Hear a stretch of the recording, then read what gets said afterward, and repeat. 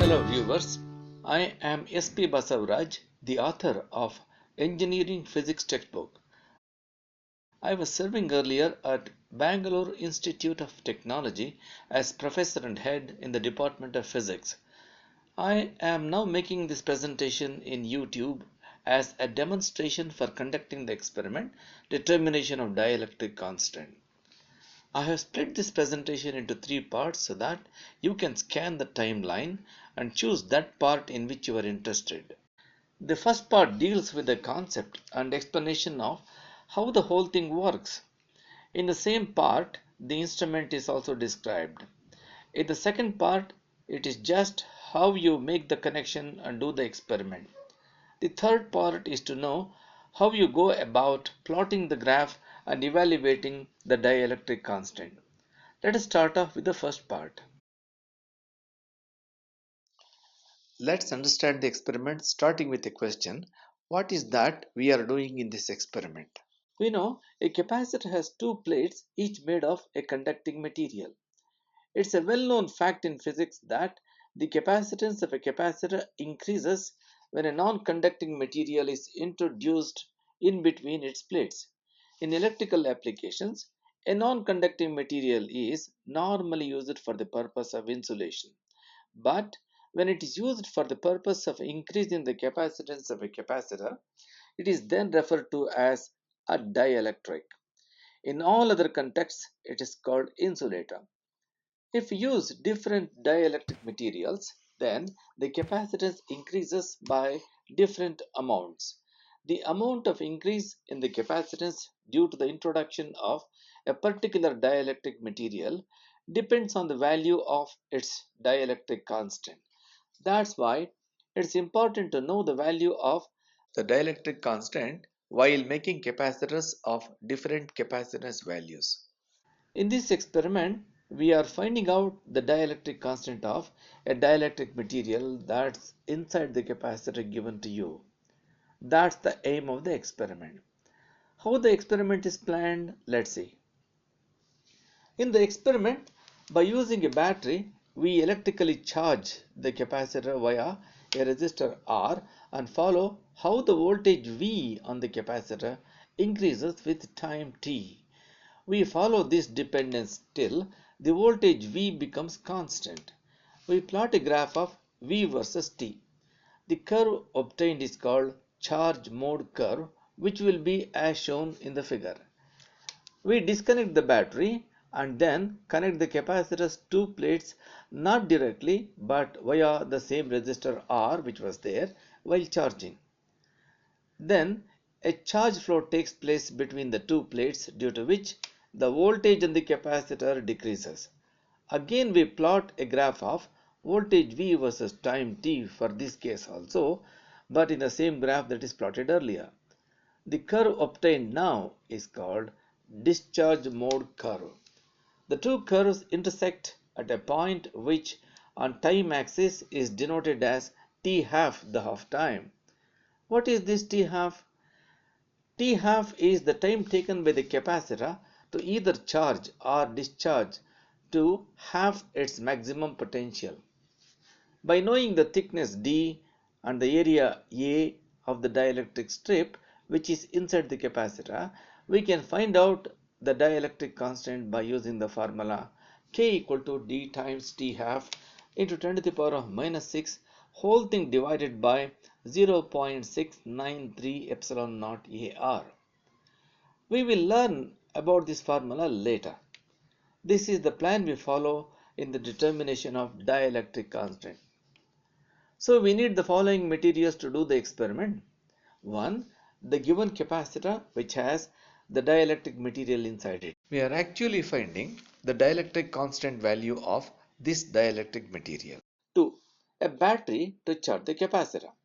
3. A resistor to control the current flow. 4. A charge-discharge switch. 5. A timer to follow the voltage variation. 6. An voltmeter to measure the voltage across the capacitor. The basic circuit with which we can conduct the experiment is this. If the switch S is thrown up, the upper path becomes continuous and the lower path is disconnected. So the battery gets into the circuit connection with the capacitor. The capacitor gets charged and the voltmeter starts showing readings with increasing values. By throwing the switch S down, not only the battery gets disconnected, a connection between the two plates via the resistor is also formed. Because of this plate-to-plate connection, discharging of the capacitor takes place and the voltmeter shows decreasing values. A timer shows the time taken while the charging or discharging keeps going. That's how the basic circuit functions. However, the working circuit is how we see it on the chassis. Let's understand the circuit and also the other details of the instrument. This is an instrument which is used to find the dielectric constant of the material lodged inside the given capacitor. It is a modified version of the basic circuit. Modification is done because it's required for the students to learn making circuit connections. For this sake, some components are kept somewhat separated from the circuit. They are number 1 capacitor, number 2 battery, number 3 resistor, and number 4 voltmeter. Another modification is, in addition to the switch S, we need one more switch, namely the start halt timer switch in the circuit. Now let's observe the modified circuit on the chassis. The battery is inside the box. The charge discharge switch S1 and the timer switch S2 are on the box where they are marked. There are permanent internal connections between the points where we see continuous lines in the circuit. For example, from here to here and here to here, there are continuous lines. Hence, they are internally connected. But there will be no connections where there are gaps in the circuit. For example, here to here there is a gap and hence no connection. While making the circuit connections, the battery, the resistor, the capacitor, and the voltmeter have to get connected into the circuit, of course by using the connectors. Between M and N, though a resistance mark R is shown, the resistor is not there below it inside the box. It has to be connected from outside the circuit. However, when you actually want to make this connection, a choice is made available so that you can choose any one from these three resistors and connect it to the circuit. In the same way, there is no capacitor already between S and T in the circuit. Again, in this case also, you can choose one among the three capacitors given above the circuit and connect it into the circuit. Likewise, the voltmeter is to be connected from above to the two terminals P and Q. This is the power card connecting the instrument to the mains supply. And switch on the instrument. This is the timer, which is actually a stop clock. It is controlled by the switch S2 and a reset button through internal connections. Now the timer is not running and it is showing 0 reading. You see here 3 pairs of slots. Inside the instrument here there are 3 resistors, each one connected between one pair of slots. As explained earlier, you need only one among these at a time when you run the experiment. When you may choose another resistor for the next trial. The value of resistance of the resistor concerned is marked on the chassis between the respective slots. Again, there are 3 pairs of slots here, but this time it is for the 3 capacitors C1, C2 and C3 with polarities marked. Polarities are marked because all of them are electrolytic capacitors. Each capacitor is connected between one pair of slots. Here also at a time, you need only one among them while conducting the experiment. Since the capacitors are electrolytic, the positive end of the capacitor must be connected to the positive side of the circuit. Positive side of the circuit means the circuit side which is connected to the positive pole of the battery.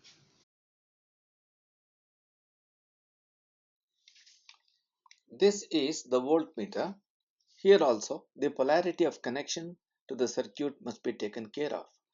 That is, positive terminal of the voltmeter be connected to the positive side of the circuit, so on and so forth. Now let's observe the circuit. Between these two terminals X and Y, there is a battery of 5 volts. At F here, there is a switch S1 which helps us to choose between charging and discharging. If the switch is up, then the battery gets connected to the capacitor and the charging takes place. If it is put down, then F gets connected to D, then the battery gets disconnected. And also, a connecting path is formed between the two plates of the capacitor, which results in discharging. The switch S2 operates between G and H. We see it is now in halt position.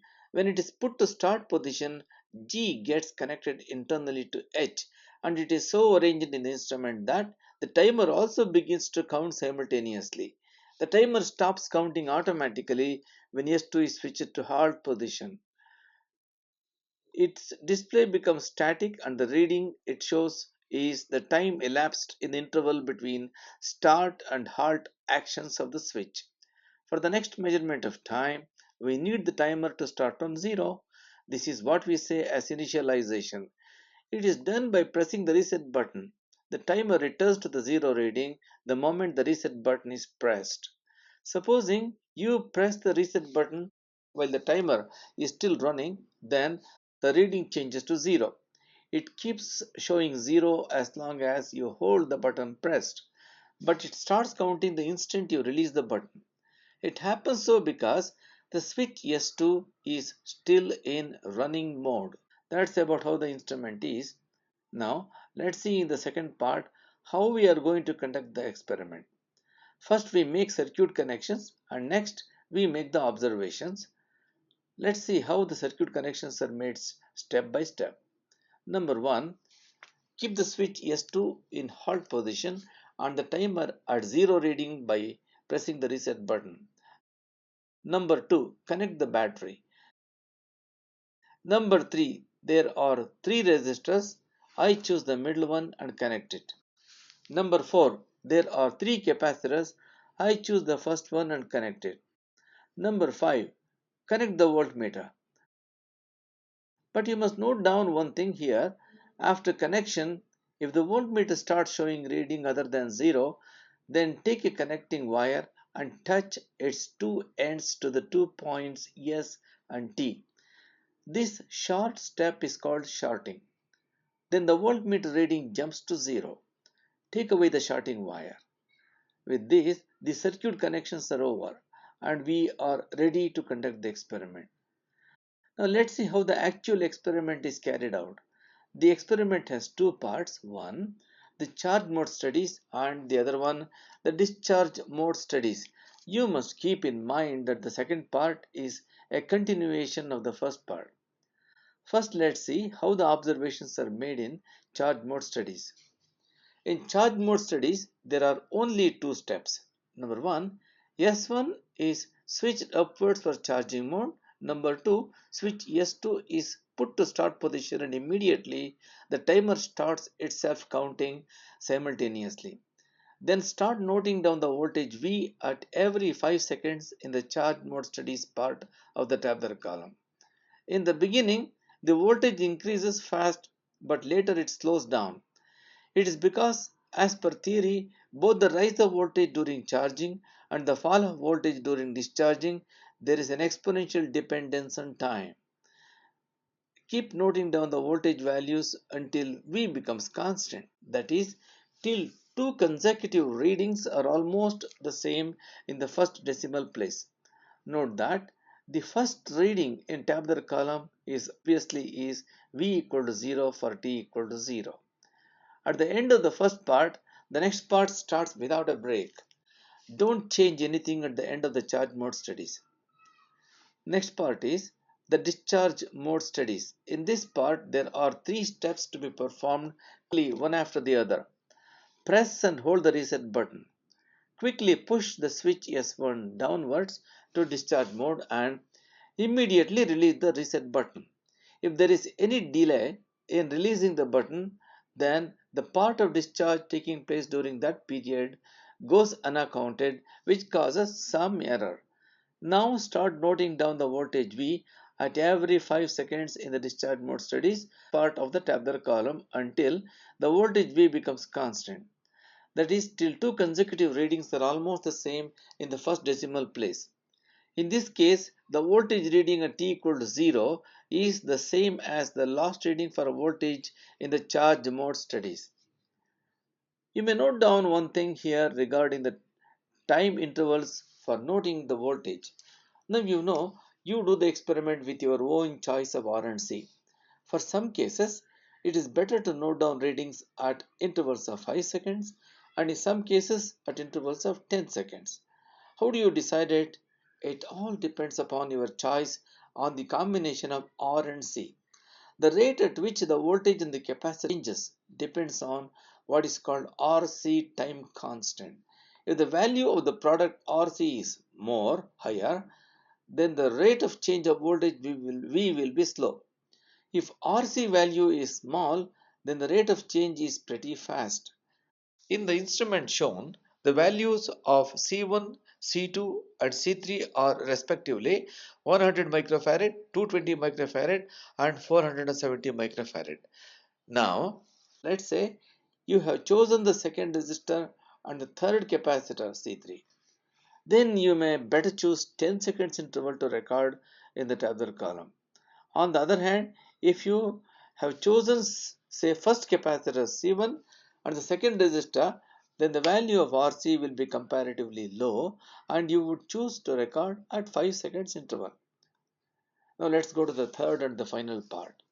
Let's understand now how the dielectric constant is evaluated from the observations made so far. We plot a graph of voltage V versus T for the observations in the charge mode. The curve obtained from this plot is the charge mode curve. Next, we plot V versus T for the discharge mode observations in the same graph and get the discharge mode curve. The two curves are symmetric and they intersect at a point which on time axis is T half. We are given ready-made data on length L, breadth B and thickness D of the dielectric material that is inside the particular capacitor used in the circuit. Therefore, we get its area A by multiplying L and B. Finally, evaluate the value of the dielectric constant K of the material inside the capacitor we used in the experiment by substituting the values in the equation.